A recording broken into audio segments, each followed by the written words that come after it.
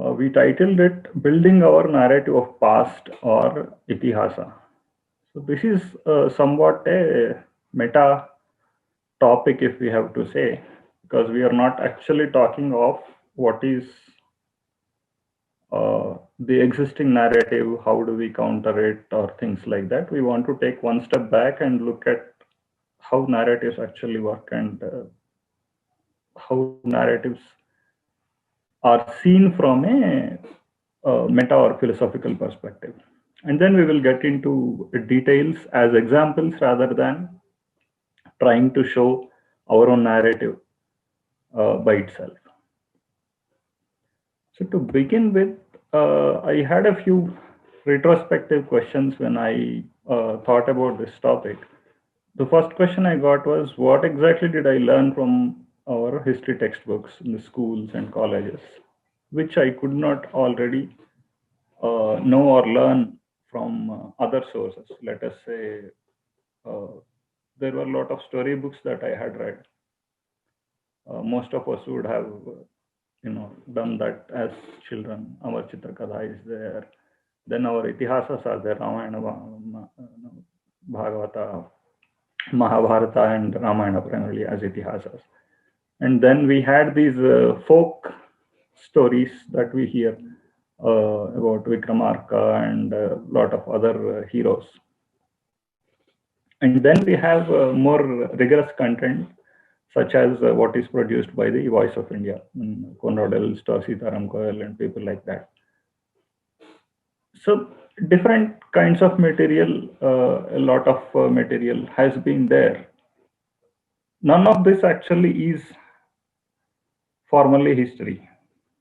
It may have rigorous content, it may have scholarly content, or it may have folk content, light content, whatever, but technically none of this is part of our history as we are taught. Now, so what exactly has this history textbook taught me that I have not already learned from all these things? I don't find much. We have practically learned nothing, I have to say. Yes, there is a story in our history textbook also. It says this happened. This is how we put the facts and things like that. But that's where it ends. The second question I had was, why did my history textbook fail to generate any interest in me comparable to the storybooks I read, the itihas I read, or any other book I read? A few more questions when I thought about this further. Now, as a student of science, we have heard of a lot of scientists. We know Max Born, we know Einstein, we know Newton. A lot of people have put up their theories. We had counter theories. Over time, every theory gets refuted. Everybody knows this. There are open problems, there are closed problems, there are solved problems. But why are there no Romulo Thoppers or Audrey Rishkes in physics or mathematics? So is it just that the subject of history is itself like that, or is it done wrong? If it is done wrong, there should be some mechanism where it should be corrected. You, you already have a Royal Society kind of thing where you cannot have a bad theory. But in history, we can have bad theories.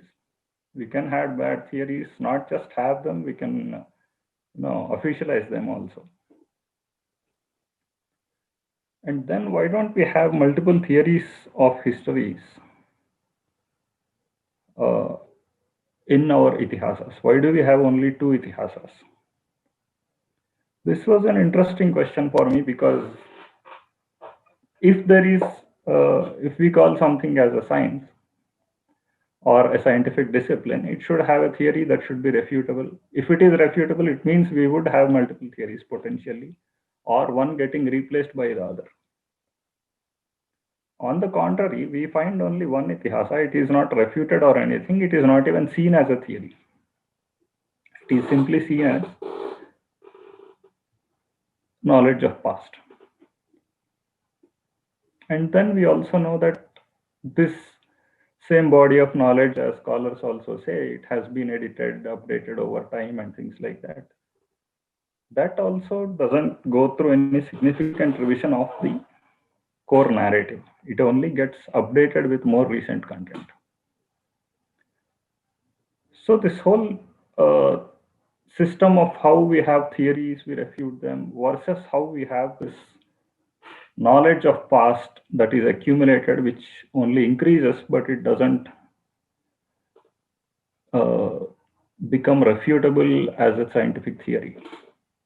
There are two paradigms if we need to, put them that way. And then we also know that we have a lot of knowledge generated over the past. We have millennia of past, obviously, and then there are so many different versions of that available in from different sources. But why should we have to wait on any open problem of history, of ancient history, to be resolved for us to build our own narrative?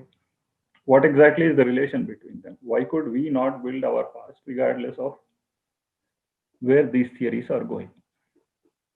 So I didn't find very good answer for this. The obvious conclusion I arrived at was we should be able to do that. We should be able to build our narrative regardless of open problems and theories of past. As we go into that, probably as an agenda, we'd like to cover this. We'd like to draw a brief contrast between Itihasa and the historiography, and try to put history in its place rather than trying to see past through history as the only available prism or lens. And then would like to go into the nature of how an Itihasic narrative looks like. So continuing where we left on the history, a deeper question I had was, what exactly did history give us as a subject, as a discipline? It gave us theories, no doubt. It gave us theories of past. Did it give us facts? Maybe, maybe not. We already have facts. I didn't come to know anything more about either Vikramarka or Yudhishthira or any past king from our history text than what any traditional text gives. But history definitely gave us some theories synthesizing the past, saying, let us say, take AIT. What exactly did AIT contribute to human civilization in the last 100 years? It has given a weapon for hegemony. People used that theory for, Nazism, for instance. And then we had disharmony. A caste conflict theory has been floated. Negationism has been created. There has been atrocity literature. So a lot of narratives, a lot of theories, a lot of propaganda that came out of those theories has been not really productive for the human civilization, if I have to say that. There has been definitely history did contribute a lot of positive content also in terms of pure facts, but the theories of history have actually done a lot of harm.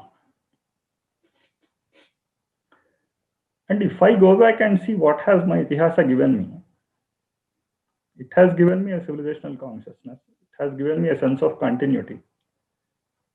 The same Yudhishthira and Arjuna that Chanakya invokes, Shivaji also invokes, Baji also invokes, the Khalsa Gurus invoke, my present generation also invokes. So I have a continuity, and I have a civilizational consciousness that I derive from my Itihasa. And the character building, obviously, it is not a history textbook or a random collection of facts that inspires people like Shivaji to become what they are. It is basically the Itihasa. And then it gives me a structure for learning. It is a pedagogic text. It has given me how to understand the world. how to understand my own life, and how to put my life in perspective, how my evolution can be brought about by learning this as a text. So here we have a very clear contrast of what history gives us, what Itihasa gives us. And if we need to arrive at any convincing answers, we need to discard, rhetoric and lazy conclusions like Hindus lack sense of history. Obviously, if people compiled knowledge over millennia, it's not without the knowledge of how to compile knowledge of past. The main question we need to ask ourselves is, why did the Itihasakaras choose a specific format for compiling that knowledge instead of another format? Let us say, why did they not just focus on the dates and persons? Why did they focus on some narrative like what is visible in the Itihasa? So an inquiry into that will lead us to a better answer.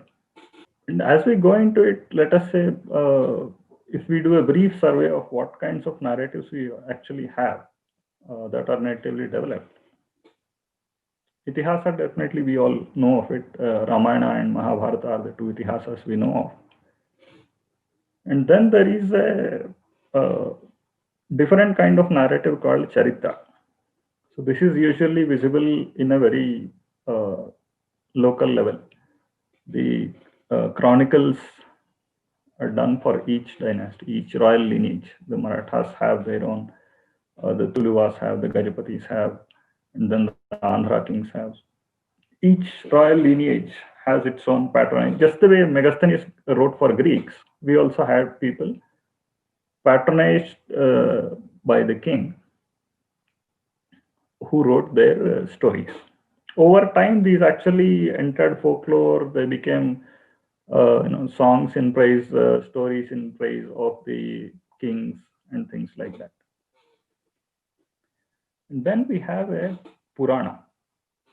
Purana, though the Purana scope is much bigger, it has Sarga, Pratisarga, everything. The Manvantara and the Vamsha, these two parts actually link the time specific, region specific detail to the temporal, which is the Yuga. In turn, links that to the eternity. So it establishes a continuity between the cosmic and the lived reality. And in time also, it relates our near past to the old past to the eternity. Then we have more colloquial, not exactly colloquial, but semi-formal content, which is this Tala and Kula Puranas. Then we have less formal content, which is the Janapada content. So at different levels, knowledge is available of the past. And the question is, why did they not try to synthesize all these into one single consistent narrative? We can get into that reason. But before that, the nature of history and Itihasa, if we contrast, history is literal. Basically, it talks about a person, talks about event, date, time, and a place. These have to be accurate for something to be called history. If this is not, no, you can't call something history. That's the main problem with, let us say, Ramayana. Rama lived is our Itihasa, but when did he live? What exactly did he do? What was his time? What was the place? What are the events that are provable? There is no conclusive data of all this. In the absence of all this, it can't be called history. So it is fair, perfectly fair to say that it is not history. Itihasa is very different from history. Whereas Itihasa is actually literary. It is a body of literature. It's kavya. Ramayana is a Dhwani kavya. Mahabharata is also a Dhwani kavya. And it is symbolic. Obviously, it has a lot of poetic ornaments inside it. And it is full of each symbol is full of different levels of meanings, and it is pedagogic. It is not a context-free text. It is highly contextual. History primarily goes with the assumption of linear time. There is a past, there is a present, there is a future. This continuity is always attested in history. Whereas Itihasa sees time as cyclic. So there are time cycles, there are older cycles. The newer cycles have more detail. The older cycles, there is a lot of compression of data into symbols. Literary information is not available. As we document the near past, which is more relevant to us, where we need to know more details, we have more elaborate content available. As we go to the remote past, specific details don't matter much. What matters is the collective knowledge. So there is a lot of compression of those details into a pedagogic structure, which is teaching of the past, or it gives us a collective knowledge or collective experiences of the past. Therefore, the introduction of content is done through pedagogy. We put the known information through these symbols, through these pedagogic structures to make something an itihasa. Whereas to introduce content into history, we need to baptize the past into history by putting these literal details. And there is a paradox here. Basically, in the itihasa, the content that it is talking of eternity. It is talking of the spiritual content. It is talking also about a lot of temporal content. But the narrative is unto human. It is narrated as a story told by somebody to somebody. And that somebody tells somebody else. So there is a nesting of story. One A tells B tells C tells D.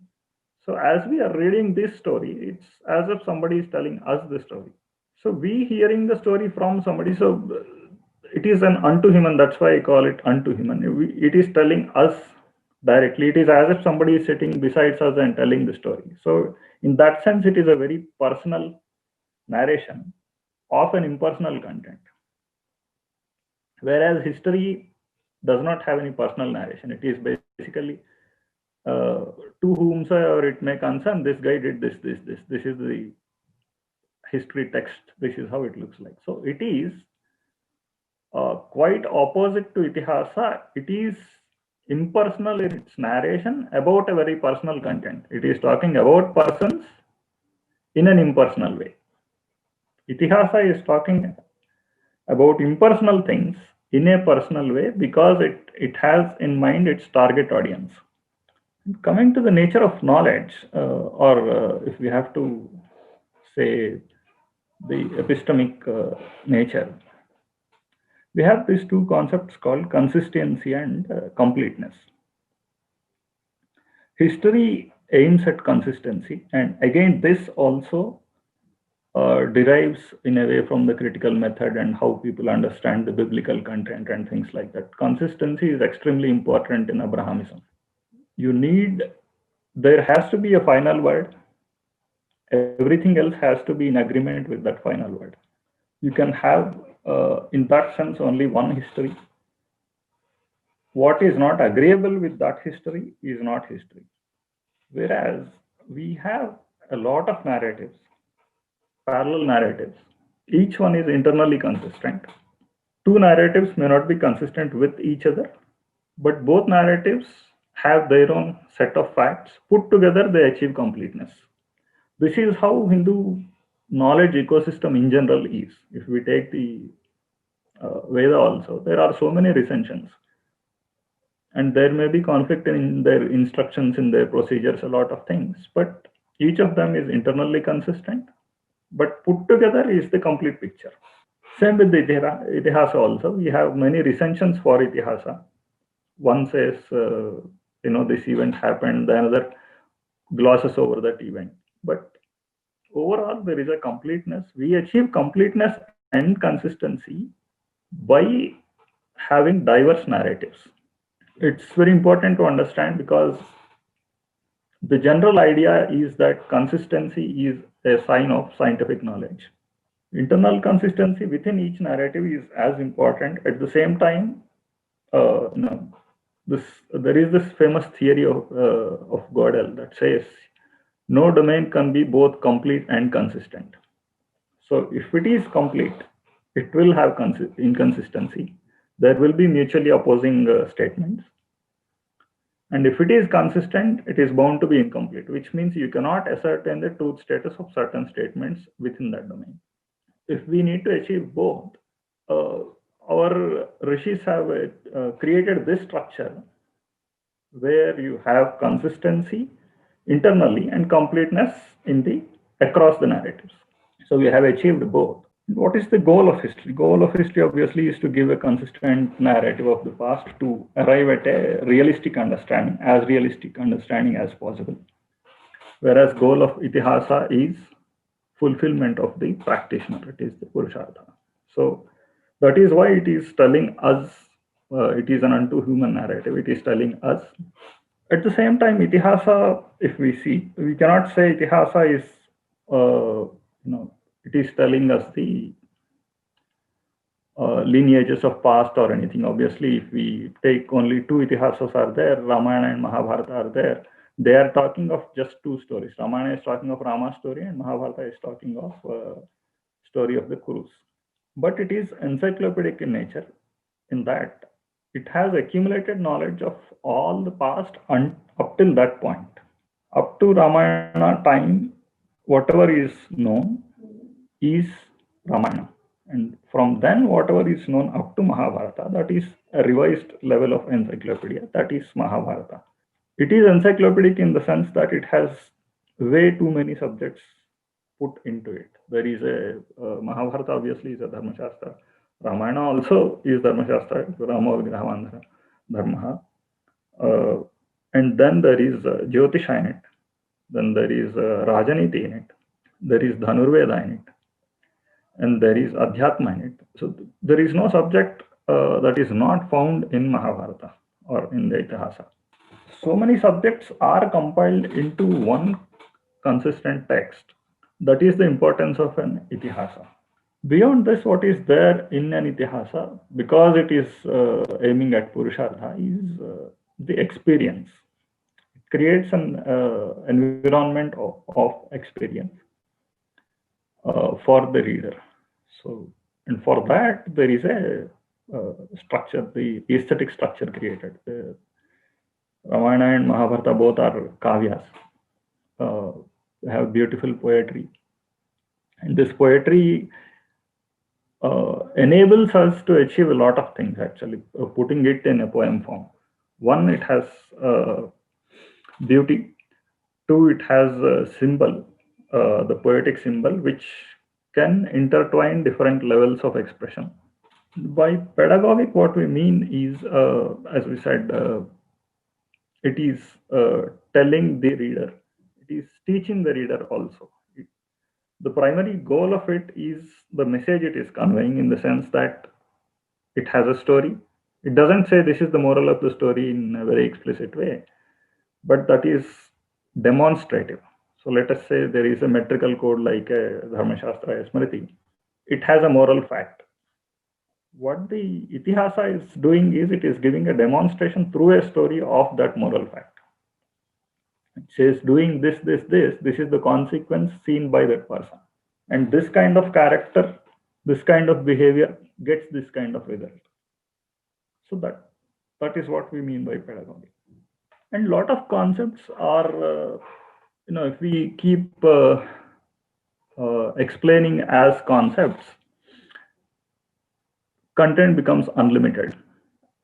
And seers having a huge civilizational experience over millennia, they realize that it is impossible to put all these concepts through infinite amount of content.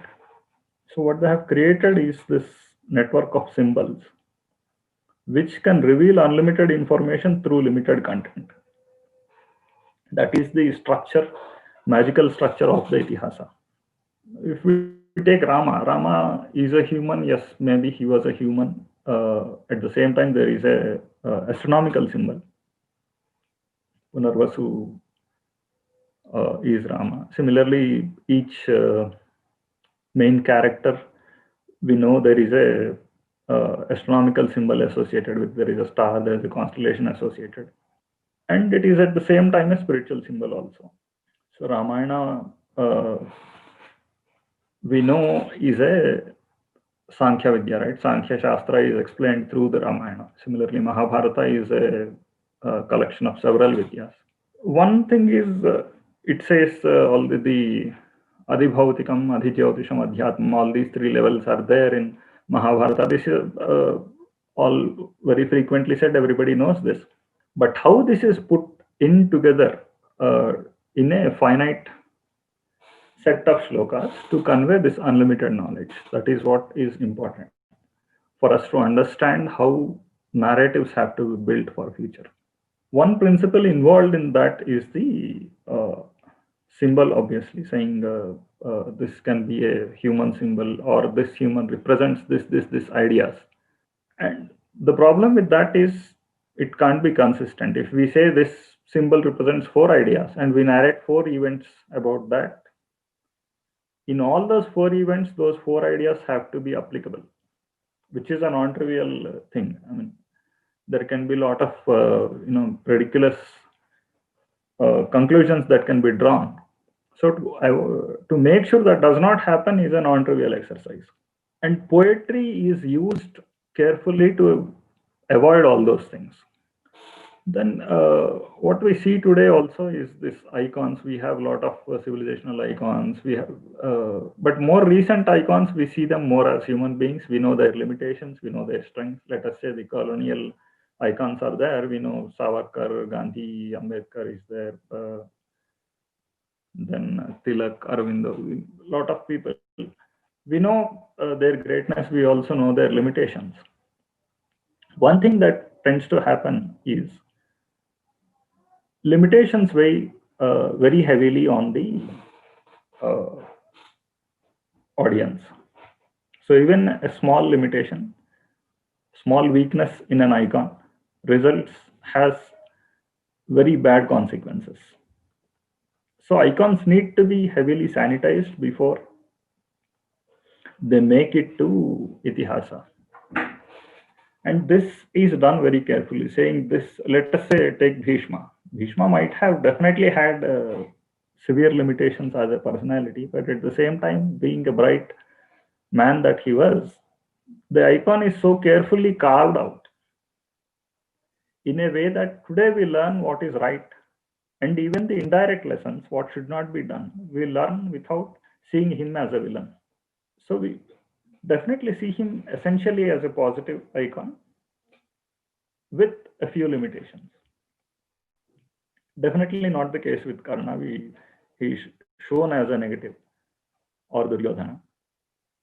And at the same time, we don't mistake Bhishma for anybody like Arjuna or Krishna who are near perfect. So that for any reader, that gradation is very carefully presented. It is not given as a flat space, just tell this is what these people did. It is very carefully carved out, saying this is how you need to understand the gradation of human character. Loftiness, how it is to be understood. So apart from Itihasa, we have this Charitras. The reason why Charitras don't make it to history, we can discuss, but primarily we do have Charitras. It's not that we don't have. Royal lineages have their chroniclers, but it is primarily hagiographic in the sense that it will have its exaggeration. And more importantly, it is narrated from one perspective. It does not take into consideration the other side of the story. There is no neutrality expected there. At the same time, it is internally consistent.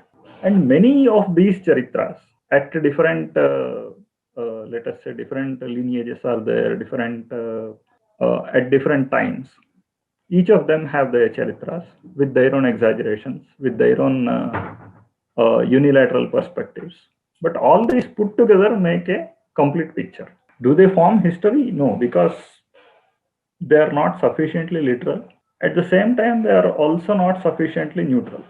But do they have knowledge? They have abundant knowledge. They are sufficiently revealing for any legatee of the civilization. And what so how we can see this is these the individual charitras are there, then we have an umbrella called the Itihasa. That whole structure is giving us the perspective. And what this structure put together is achieving is the civilizational consciousness.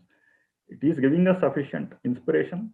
It is building our character, making us organisms, part of the collective organism, which is evolving. So it is giving us lessons of the past in a way that I can synthesize my course of action for the future, so that my actions are not inspired randomly, but there is sufficient information.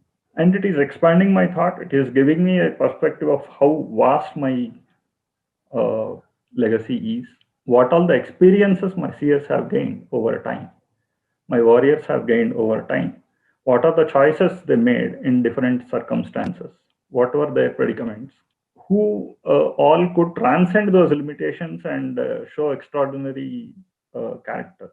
That will help me make my decisions much better in my life, both as an individual, as part of the collective organism. And it has given me countless integration motives. It has told me how people have come together in the past.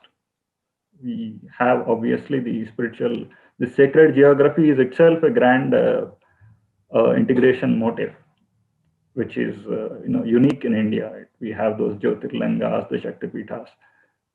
All these stories are not just stories. They live with us today as much as they did in the past. So there is a living experience of that integration motive. And then there is the Desha, there is the Sampradaya, there is the Kula. There are several ways in which people come together for specific purposes. And this whole picture I derive through my Itihasa and my Charitras. So as we go forward, we need to remember that it's okay. There is a narrative. There are narratives that we have that we are being taught.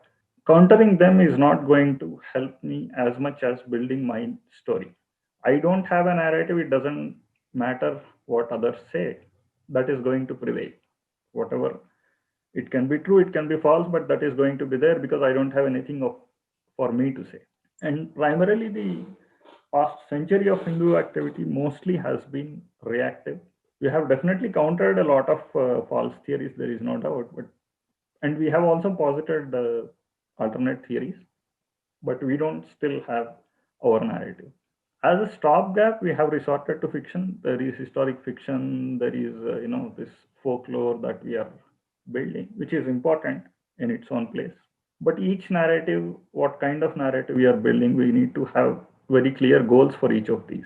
Most importantly, without an umbrella narrative like an Itihasa, it is very difficult for us to synthesize our charitras.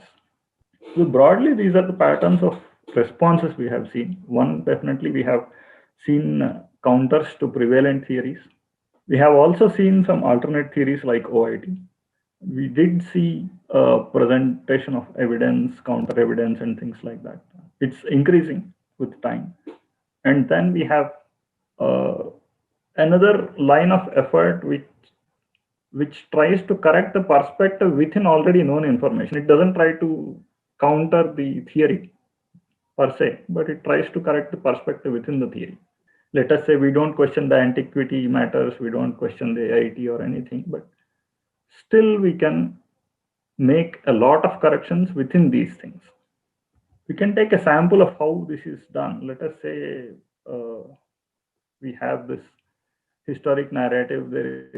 Let us not refute AIT. Let us not say any of it is false. Let us just take it on its face value. Still, the story we are given, let us say the Hindus were invaded several times. Then we have names.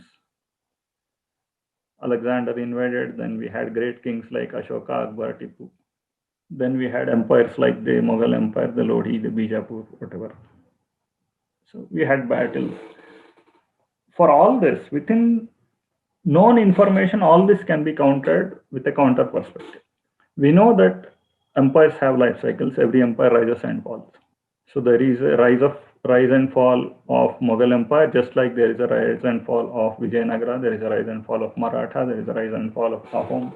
And then we have icons like Rama, Yudhishthira, Vikrama, Shunga. We are just taking a perspective, native perspective instead of an outsider perspective. Saying these are our people, we are defending the invasions. We are not taking a neutral perspective. And then we had empires like the Kakatiya, the Vijayanagara, Kondavidu, Maratha, the Home and the Bundel. There are countless kingdoms we have. We can also counter the narrative of, losses or lack of military strategy or whatever. For all the list that is given, Hydaspes, we lost the battle, Panipat, we lost, Talikota, we lost. We don't have to counter whether Hydaspes was a loss or a victory. Panipat definitely were a loss. But if we just put the sheer win-loss ratio and list out the battles that we have encountered or we have faced, the Ujjain or Navsari or Puri, Bhopal, the Raichur battle, Hemus battles, Baji's battles, there is a, and Venkatapatraya's battles. There is a huge list of our victories. It is just within the narrative also, within the theory also, we can entirely reverse the perspective by simply putting the facts together. And with that itself, we can change the perspective about our past. And this is definitely doable within the textbooks without having to go, a lot of fundamental changes or anything. Obviously, that is required and that is happening. But all this doesn't have to wait on that. We can start changing these things regardless of where the big theories or open problems that have not been solved for a century are going to go, whichever direction they are going to take. And within the bigger frame, at the level of Itihasa and the big picture, have there been any successful example? Definitely, yes. So here I would like to quote one not very popular example, Vishwanatha Satyanarayana. What is not important is the chronology he took. He based his chronology on Kota Venkatachalam. But what he did is he generated an Aitihasic narrative. He did not do a Charitra. He wrote basically 3 series. He called it novel. He called them the novels and the fiction stories. So that's not the important part. The important part is how he built that narrative. Purana Vaira is essentially an Aitihasic narrative. So he has 3 series. Said there is a Purana Vaira of the Magadha royal lineages. He has 12 books. Then he has 6 books on Nepal Rajavamsha and 6 books on the Kashmir Rajavamsha.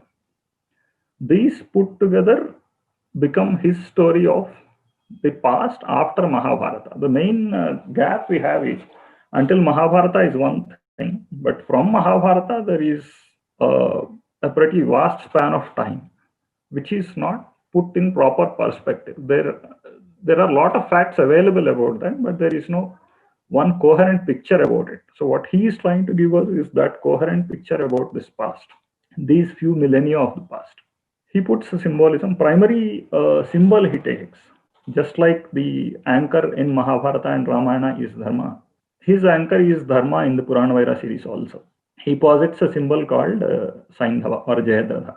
So he continues from where Mahabharata leaves, the Brihadratha lineage at the Magadha.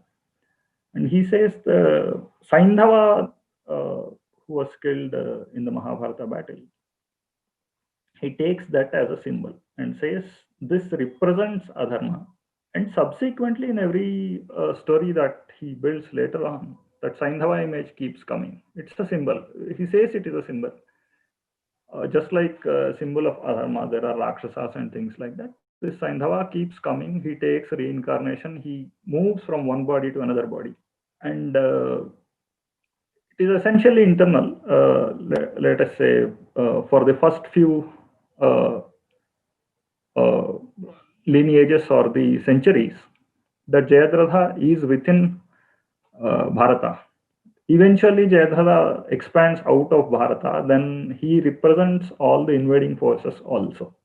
So it's a very powerful symbol we need to understand. It helps us put this whole story in a perspective. or the whole past in a perspective, what all has happened and is happening today.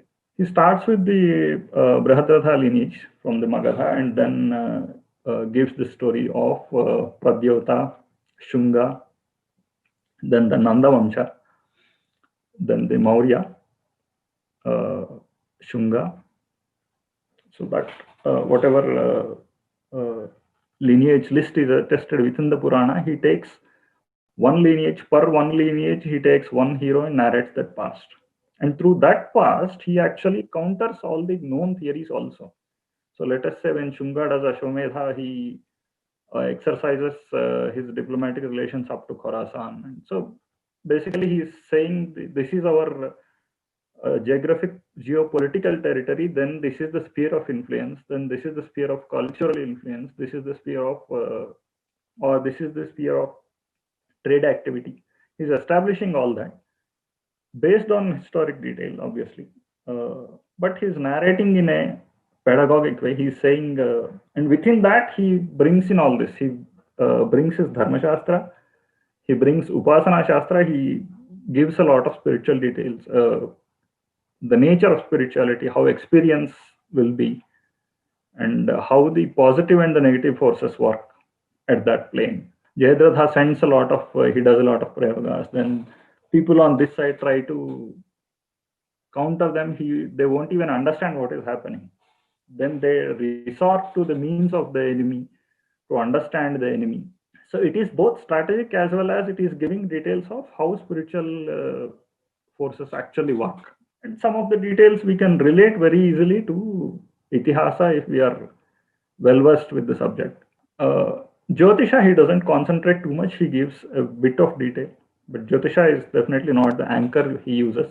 But he puts in Rajaniti, he puts in the Dhanurveda, the Yudhaniti, he puts in the political dimension, he puts in the social dimension, the how the Varna Vyavastha worked, how different traditions played out in the society, how the Charvaka worked, how the Bauddha worked, what influence Jaina had, how Vedamata itself had flourished or struggled. So it is having, in a way, all the aspects of what a Aitihasic narrative is. It has that pedagogy, it is encyclopedic, it is giving us a coherent picture of all the past. It is doing all that. Definitely, there are limitations. One, it is explicitly fictional. Two, since it is trying to build its symbols, it is a great first step in that direction, but it is not a case of frozen symbols as mature as we find in the Mahabharata. Because this is a first step, it needs to synthesize further before they get really crystallized into symbols that everybody can relate to. And the biggest limitation, obviously, it is prose. Because it is not poetry, it will come with its own limitations. Mahabharata being an itihasa, being a kavya, Kavya Lakshana is extremely important. It is with Kavya that the symbol can really get conveyed at different levels. In prose, it is not very easy. But at the same time, he had to take it to people, so he put it in prose. But in these stories, he very clearly establishes how the civilization or the culture or the knowledge has flown out of the subcontinent, whereas there has been influx, there have been waves of invasions. The Hunas came, the Shakas came, a lot of people came in invading. At the same time, the culture has flown outwards. That's something he clearly establishes. The Nepal Rajavamsha, he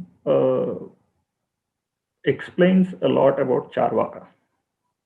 So the Dhurta Charvaka and Sushikshita Charvaka, the nature of Charvaka, how a Charvakan society lives. And given that Nepal is primarily a mountainous region, he relates their lifestyle to how Charvakas would have thrived. In Kashmir, Rajavamsha is slightly more complex because it's more dense with spiritual symbolism. Brahmaravasini, if we take for instance, that story is about Lalitaditya. It goes into his previous life and tells what kind of upasana he did, how he actually ended up being a Chakravarti. But Upasana Shastra is there in the Kashmir Rajavamsha as well as the Puranavara. Everywhere that theme is there, but it is more dense in the Kashmir Rajavamsha than the Puranavara. Then Vei Padagala is another magnum opus, which is a standalone novel, basically. It is not a historic one, but it is definitely Aitihasic in the sense that he is trying to put those symbols, he is teaching us how to create that symbolism to narrate our past and different perspectives about the different aspects of that, the uh, social, the spiritual, the the historic, all these put together. How do you put all these things together, and how do you generate a narrative? That he is teaching through that book. I think it's translated into English also. Outside that, he has a few books on the Charitras also, but these three series put together is the Aitihasic narrative he has. And then the very recent past, he has some Charitrika kind of text also. Vallabha Mantri, for instance, is about Sardar Patel. And Pulula Satyagraha of Tigers, basically, that is a semi-historic narrative. There is nothing non-factual about it, but it is just that the style of narration is partially historic. It is about the Satyagraha done against the Abrahamics that we see around the independence time. So it's essentially historic content, but he has put it in a format that helps us to understand how we build our narratives. So this is how I see the way forward for us. We need to first synthesize a method of Aitihasic narrative building. We need to understand what Itihasa means, and there has been a lot of time gap after Ramayana to Mahabharata. Then we felt the need for another Itihasa. So we had recompiled knowledge, put another Itihasa. But since Mahabharata also, it has been now fairly long, we need to restructure things. We definitely need another Itihasa. It also reflects a watershed movement, basically saying we need to recompile our knowledge. It is not just about that Itihasa. It is about saying all our known knowledge we have to restructure into some more coherent format. And this Itihasa is reflective of that format. It's not a standalone text. And we'll need to introduce alternate methods of studying the past, saying these are the different ways in which we understand the past. We do need to generate an Itihasa. It's not a day's work. It's a few generations of work, but it has to begin somewhere. And we definitely need to make Itihasa a civilizational brand. Everybody knows, we go a century or 2 centuries back in time. Our Itihasas were our identity. And going forward, we need to own them up, saying we need to synthesize our Itihasas and make these our unique features. And the details in Itihasa, the way we position them, they are going to definitely help us in the geostrategic affairs also. Let us say the Uttarakuru or the Uyghur region is there, or our spheres of influence that we had politically or culturally or spiritually or in trade terms, rather than a defensive perspective, saying that this right now the way, or if not right now, until very recently, we have been very infaced, saying that our territory is our world. We don't see beyond India's borders. But that's not how our ancestors were. They had seen world with a much more open eye, saying they had exercised influence based on their what they could, and they had much healthier interactions with other countries. They had also politically expanded to outside the subcontinent, both on west as well as in the southeast. West definitely got shrunk over time, but that doesn't still change the fact that in the past we did expand. And along with an Itihasa, the umbrella of Itihasa, we do need several Charitras built. We do need Charitra narratives. And we also need to put a methodology saying this is how the features of Charitra are going to be. We do also need to introduce that as an academic discipline. We don't have to compete with history or anything, but we do need to make bridges with historiography, saying history talks of this kind of knowledge. Whereas Charitra talks of this kind of knowledge. It has this its own consistency and completeness considerations.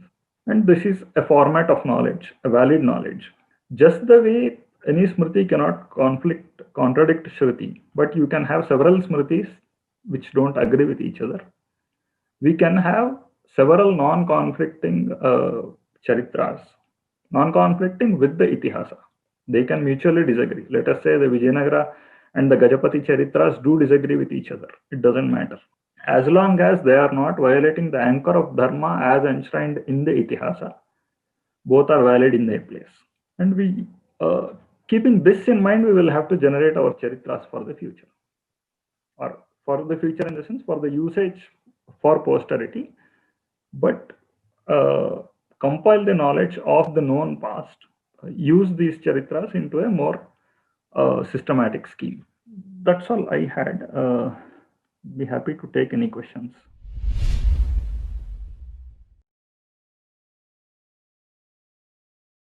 I would like to ask you a question regarding our Itihas into the curriculum which is more mainstream. Because we do have a lot of schools. Shouldn't it be more related to our own Itihas and stories, which are basically more about morals and ethics rather than anything else?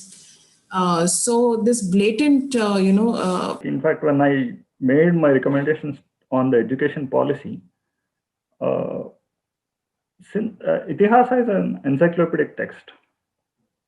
And teaching one encyclopedia having several subjects rather than, let us say, 6 subjects, math, science, English, social, all these things. If we can teach all these 6 to one subject, it is going to give a holistic perspective. So it's not about morals or religion. It is about our ability to synthesize the known knowledge into one coherent text that we can teach the kids. So can we synthesize our today's maths, today's science, today's English into one book? It doesn't have to be Mahabharata. Throw away Mahabharata, throw the Itihas of the past. Can we put our encyclopedic knowledge today in a format that can be taught to the students so that they get a holistic perspective? That is the most important thing. Then obviously the knowledge of the past and the correctness, all these things will come. The anchor is going to be Dharma and all that. But our ability to build that text is what, for that we need to understand our pedagogic structures and build that text. So let us say an Itihasa of the future.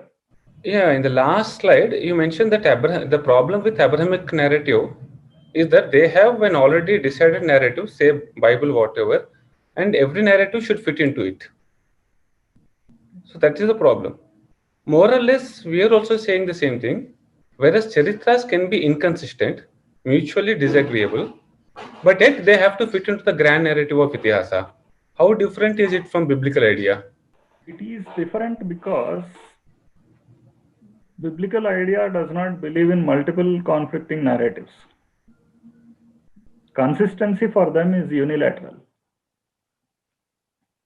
You can have 4 Itihasas actually. We have several recensions. There is an Avtaraha, there is a Dakshinatya. They conflict with each other, but they are internally consistent. But they both agree with something bigger. They both agree with the Shruti.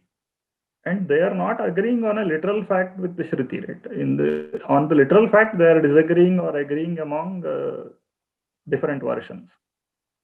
Where they should be agreeing with the Shruti is the anchor, that is the eternal knowledge or the unchanging principles. The unchanging principles are not, so whatever temporal is there, we will have different perspectives. It is understandable. So consistency on the literal matter is not what we seek. That's the primary thing. I think all of the points you raised, there's one thing to note that the Gurukula system has systematically been decimated, right, over the last 70 years.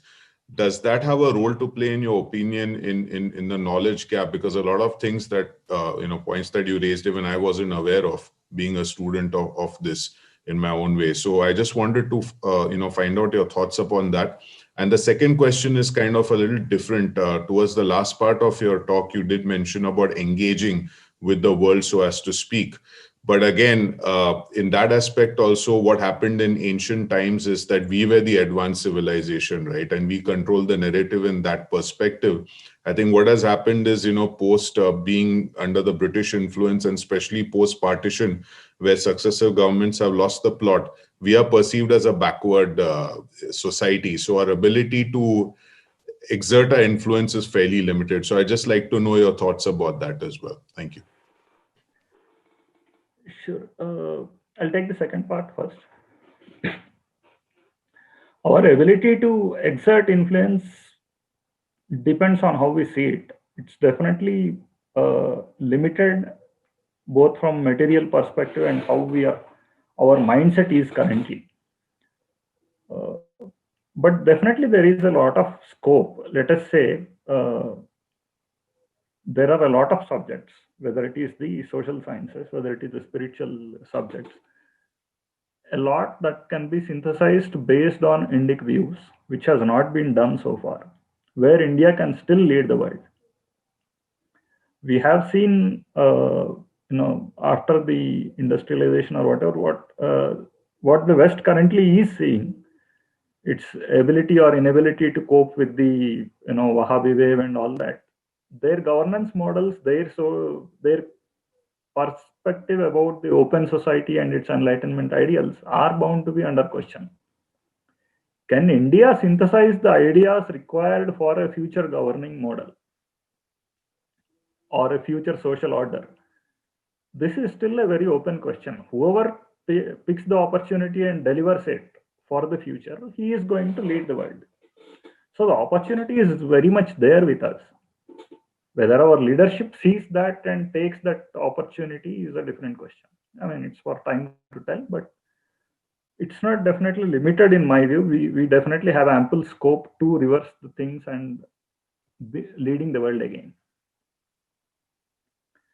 Coming to the first part of your question, the Gurukula, I don't know if Gurukula format is the one. It's basically the kind of pedagogy and the nature of text that we have, how we compile knowledge, how we teach knowledge. That structure is what matters the most. Obviously, that method, let us say trying the memory first, then making sure analytical skills develop, that whole methodology of the tradition requires to be adopted. The schooling format and others, they are temporal, they can evolve with time. But I would see more as secondary. Thank you, sir, for that, because the syllabus has always been an issue, right? Most of our syllabus is kind of hand-me-downs from what existed, decades back, and it's not really evolved, right? It might have evolved in the sciences perspective, but from a philosophical, literature, and even historical, I think history is where it's really appalling, where there's so much of a information gap, or rather a misinformation campaign, right? Which I think when you talk about Wahhabism and the influence of it, it's been, the narrative has been pretty straightforward. It's like zeroing in on a few facts, right? And they keep, hammering it down again and again and again. I think that's where we are missing the ability to, I would say, propagate that narrative. And that was the reason I asked, because I said, having a systematic change in the syllabus system here is going to be a really uphill task. That's definitely there. I mean, so the education policy and how its consequences are going to be, we need to see. But I definitely see that the syllabus is going to change. Whether it's going to be satisfactory, whether it's going to be rich with the pedagogy of tradition and all that, that we'll need to see, or how open it is going to be for laying a foundation for a bright future. That we'll need to still see. So you mentioned about symbolism of poetry, and there are some very interesting examples of how symbolic protest or some ideas have been incorporated into poetry and folk songs. I know of a few. Could you please share any examples, real life examples of that? So let us take the Sundarakanda. That name itself it says Sundara beauty, right? So it is saying that a whole episode or the chapter is a book of beauty. And why it is a book of beauty is it has put in all the rasas in it. There is Shringara, there is Viraha, there is Raudra, Karuna, everything is put in together. And at the same time, it has that, in the Mantra Shastra, Anjaneya is called Sundara. So that beauty, happiness, and rasa have been wired in a way, intertwined together. That experience is coming just from that sound. So dhvani of that kavya. Symbol is obviously there once we say, going to the detail of how it is narrated. Let us say how Anjaneya seeks out Sita, what his thought process is elaborately narrated in that episode. What is he thinking? Not just what has he done, but he thinks this, and then he tries, let me search here, let me search there. And then, through all that, all the three levels of meaning is conveyed. Obviously, that worldly wisdom is there. But all this is at the same time the knowledge of Sankhya and the Vedanta that is also put into the same symbol. And mantra is also there. So that maybe is one example I can recall immediately.